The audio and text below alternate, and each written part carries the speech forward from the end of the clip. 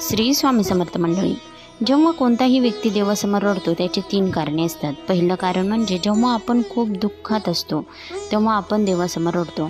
आपल्याला माहीत असतं की देव आपल्याला या अडचणीतून नक्की बाहेर काढतील, हीच आशा एका भक्ताची असते.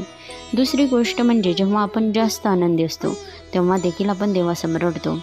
तिसरी गोष्ट म्हणजे जेव्हा आपण देवाबरोबर एक नातं निर्माण करतो तेव्हा आपल्यासमोर जरी मूर्ती असते परंतु त्यात आपल्याला आपलं सर्वस्व दिसतं. आपलं सगळं सुख दुःख आपण देवासमोर सांगत असतो. अशा व्यक्तीबरोबर भगवंत सदैव असतो. जेव्हा तुम्ही देवासमोर रडता तेव्हा हाच संकेत आहे की तुम्ही भक्ती मार्गावर अगदी निरागस भावनेने चालत आहात व तुमची भक्ती ही अगदी खरी आहे. त्यात कोणताच दिखावा नाही व तुम्ही आपले संपूर्ण जीवन आपल्या भगवंताच्या भरवशावर ठेवलेले आहे. हीच भक्तीची पहिली पायरी आहे आणि आपण दुःखी असल्यावर आपल्या भगवंतालाही तेवढंच दुःख होतं. धन्यवाद.